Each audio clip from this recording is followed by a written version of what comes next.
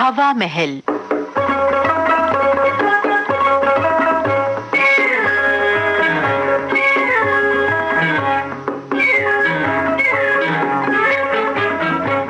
श्री राजेंद्र नागर के लिखे प्रहसन बस फिर छूट गई के प्रथम भाग में आपने सुना कि रमेश अपने मित्रों की बैठक में शामिल होने के कारण कई बार घर देर से पहुंचा और बहाने तलाशा किया।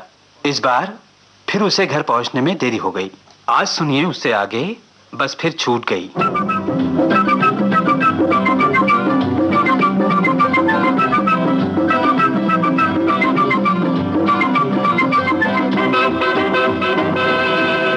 अरे भाई नहीं। हाँ, आज फिर आई मुसीबत। क्यों, क्या हुआ? आज मैंने श्रीमती जी को फिर सिनेमा ले जाने का वायदा किया था। तो उस घटना के बाद आज ये पहला अवसर है। तो आज फिर घपला पड़ रहा है। क्यों? जो तुमने उस रोज झूठ बुलवाया था, आज वही बात सच हो रही है। क्या? हम आज बड़े साहब ने दफ्तर में आना है। तो क्या तुम्हारे दिमाग का तेल खत्म हो गया है क्या? क्यों? उफ, तो क्यों जी चाहता है तुम्हारा ही गला घोंट दूं। क्यों भाई, मेरे गले ने ऐसी कौन सी खता की है? उफ, खुदा के बंदे, इस समय तो अपने औसान ठीक रख। तुम्हें सब मालूम है, तुम सब देख सुन चुके हो। अब फिर वैसी ही परिस्थिति है। उस दिन तुम लोगों ने देर कराई थी, आज काम की वजह से देर होगी। तो क्या हुआ? घर जाकर आखिर सच बात ही तो कहोगे। नहीं, स्त्री की प्रकृति बड़ी विचित्र होती है। वह आतिशबाजी की छचूंदर की तरह होती है। चिंगारी लगाने पर फुर करके कहाँ निकल जाए कहना मुश्किल है। तो भगवान के लिए तुम अपने इन तो और क्यों को आज दूर ही रखो। कोई रास्ता बताओ, रास्ता। रास्ता राम गुलाम से कहला दो ना। उफ, बस हद हो गई। या तो तुम्हारे भेजे में भूसा भरा है, या तुम जानबूझकर दोस्ती नहीं निभाना चाहते। क्यों ऐसी क्या बात देखी तुमने? जरा गौर तो करो भाई। सलाह ऐसी दो जो काम आ सके, बात ऐसी कहो जो चल सके, रास्ता ऐसा दिखाओ जो निभ सके।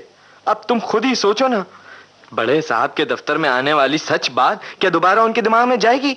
इसलिए राम गुलाम से कहलाना बिल्कुल बेकार है। तो फिर? अरे इस फिरी का तो जवाब मैं तुमसे पूछ रहा हूँ इतनी देर से। हाँ, एक काम करो। क्या? बगल में दवाई की दुकान है ना? है तो वहां से रुई का बंडल मंगवाओ। हाँ? पट्टी, तख्ते का टुकड़ा और आधा आउंस टिंचर। वो क्यों? तो मंगवाओ तो सही। जब तुमने रास्ता पूछा है तो तुम्हें रास्ता सुझा रहा हूँ। कहते तो ठीक हो। तुम्हें 3-4 रोज पट्टी बांधे रखनी पड़ेगी। अच्छा भाई, यही सही। देखिए, आपने फिर आज इंतजार करवाया। अरे ये क्या हुआ? पट्टी कैसे बंधी है? कुछ नहीं, जरा चोट आ गई थी। कैसे? कैसे चोट आ गई थी? कुछ नहीं, कुछ भी नहीं, कोई खास बात नहीं है। 5-6 दिन में ठीक हो जाएगी। 5-6 दिन में? हाय भगवान, कैसे, क्या हुआ? कुछ बताओ भी तो। क्या बताऊं? चोट लगनी थी, लग गई। दफ्तर से जो चला, बस दिखाई दी, चलने ही वाली थी। मैंने सोचा दौड़ के पकड़ लूं। दौड़ने जो लगा तो पैर फिसल गया। हाय हाय, आग लगे ऐसी बस में, मगर दौड़ने की क्या पड़ी थी? डरता था कि कहीं ये बस छूट गई तो वक्त से घर नहीं पहुंच सकूंगा और फिर तुम इंतजार करती होगी। हाय, ऐसी क्या जल्दी थी? मेरी मौसी का लड़का है ना कैलाश, दौड़कर रेल पर चढ़ने लगा था, उसकी एक टांग ही जाती रही। ये तो बहुत बुरा हुआ। देखिए जी, आपको मेरे सर की कसम है जो आप आइंदा ऐसा करें। भगवान का लाख लाख शुक्र है कि आप सही सलामत रहे। मैं तो आज प्रसाद बांटूंगी, लेकिन कैसे, क्या हुआ, सब बात तो बताइए। नहीं था साथ में मेरे, फौरन ही मुझे दफ्तर के अंदर ले गया, मुंह पर पानी वानी के छींटे डाले और झट बगल वाली दवाई की दुकान में ले जाकर पट्टी बंधवा दी। अच्छा, बड़े होशियार हैं, लेकिन आपने डॉक्टर को नहीं दिखाया? डॉक्टर को नहीं, डॉक्टर को दिखाने की क्या जरूरत थी? वाह जी वाह, ये आपने अच्छी कही। कहीं अगर ज्यादा लग गई हो तो? नहीं नहीं नहीं रानी, रानी जरा गरम गरम दूध तो पिलवाओ और देखो उसमें थोड़ा घी डलवा देना। अभी लाई, लीजिए दूध। ये तो खैरियत हुई कि आपके बाएं हाथ में चोट आई, दाहिने में होती तो बड़ी अड़चन उठानी पड़ती। हाँ, लेकिन कमबख्त चोट को भी आज ही लगना था। डॉक्टर साहब ही होंगे, मैंने अभी अभी टेलीफोन किया था। नहीं, आपके दोस्त डॉक्टर प्रकाश। टेलीफोन क्यों किया? तुमने नाहक ही। आपने नाहक कह दिया, मेरा मन कैसे मानता। लीजिए आ गए। क्यों रमेश, क्या बात हुई भाई? ये क्या कर डाला? कुछ नहीं। इन्होंने खामखा के लिए ये हाथ में पट्टी कैसे बंधी है? कोई खास बात नहीं प्रकाश, हाथ में जरा सी खरोंच आ गई थी। उसी में इन्हें परेशानी हुई कि तुम्हें टेलीफोन कर डाला। बेकार तुम्हें इतना कष्ट उठाना पड़ा। लेकिन हुआ क्या? जरा सी खरोंच में इतनी बड़ी पट्टी तो नहीं बनती। चलती बस से गिर पड़े थे डॉक्टर साहब। नईम साहब ने पट्टी कर दी, किसी को दिखाया भी नहीं। नईम ने? हाँ, तुम उसी से पूछ लेना। अच्छा कोई बात नहीं। दिखाओ अपना हाथ, दिखाओ जरा। नहीं भाई नहीं, क्या करोगे देखकर बेकार में। ये कैसे हो सकता है? रमेश लाओ, 1 मिनट भर में देख लेता हूँ। नहीं, मैं नहीं दिखाऊंगा। वाह जी वाह, कितना कच्चा दिल रखते हैं आप। दिखा दीजिए ना। दिखा दो रमेश, लाओ। नहीं, सीधा करो हाथ को। अच्छा, तुम अपने कमरे में चलिए। तुम अपने कमरे में चलिए। रमेश आप जरा हट जाएं। नहीं डॉक्टर साहब, मुझे घबराहट बिल्कुल नहीं होगी। लेकिन तुम्हें देखकर मुझे तो घबराहट होगी। देखिए डॉक्टर साहब, कैसे बच्चों की तरह बातें करते हैं।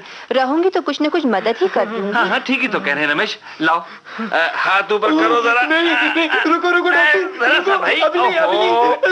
जरा चैन तो आने दो, कुछ आराम तो पड़ने दो। थोड़ी देर में मैं खुद ही तुम्हारे दवाखाने चले आऊंगा। क्या पगलों की सी बातें करते हो रमेश? जरा सी चोट पर इतना परेशान हो जाते हो? आखिर जवान आदमी हो, कुछ मौज आ गई होगी। बस जरा हाथ देखने दो जरा सा। ओफो, इस कदर टिंचर लगा रखा है, क्या खून बहुत निकला था?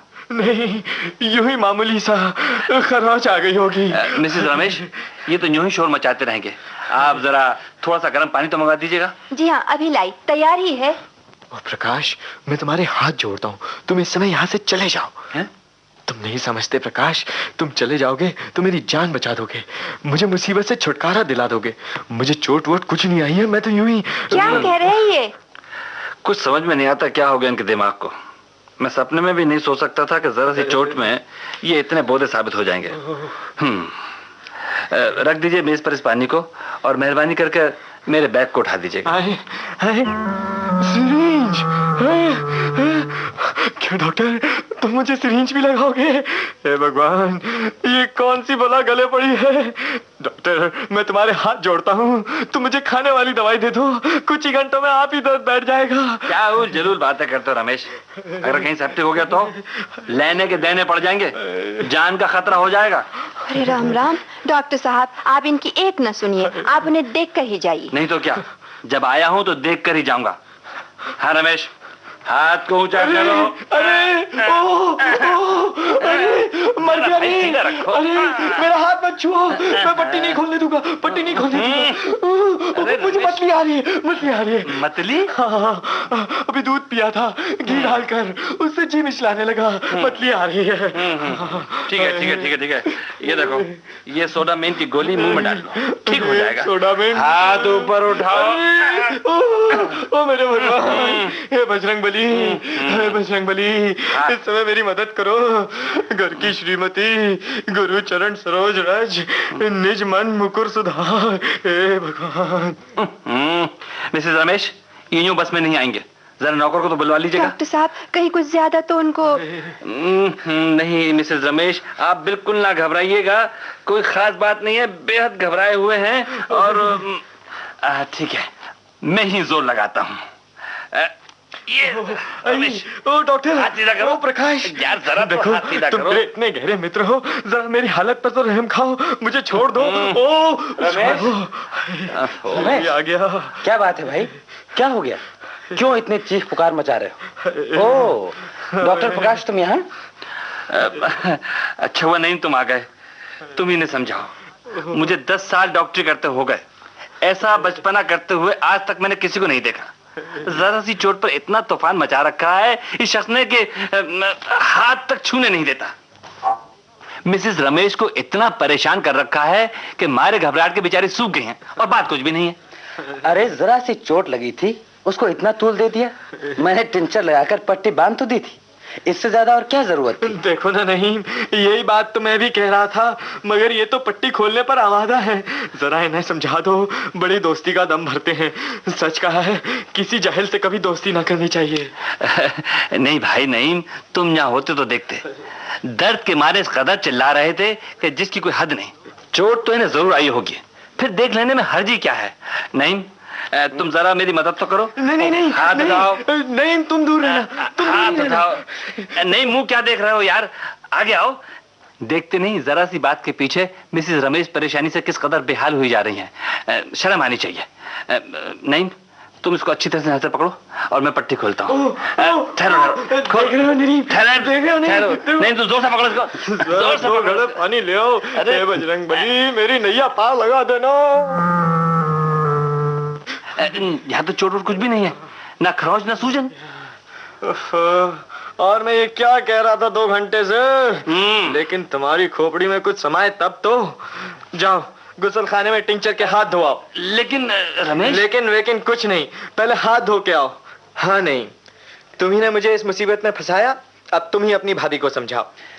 भाभी जी, मैं हाथ जोड़कर आपसे रमेश की तरफ से माफी मांगता हूँ। क्यों? बात तो पूरी आपको यही समझाएंगे। आज दरअसल में बड़े साहब आ गए थे, जिससे इन्हें देर हो गई थी। आप बुरा न माने, इसीलिए इन्होंने ये राग टंटा फैलाया था। देखो नहीं, झूठ न बोलो। और ये सब सुझाया किसने था? भाभी जी, इस गरीब का कसूर नहीं था, आप इसे माफ कर दीजिए। इतनी जरा सी बात के लिए इतना बखेड़ा।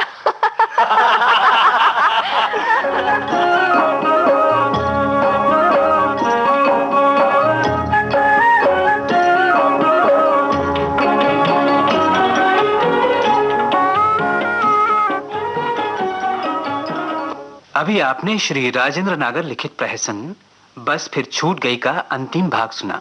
निर्देशक थे मुख्तार अहमद, कलाकार डॉली रिजवी, मोती सागर, मोहन चंडोला और आकाश दीप।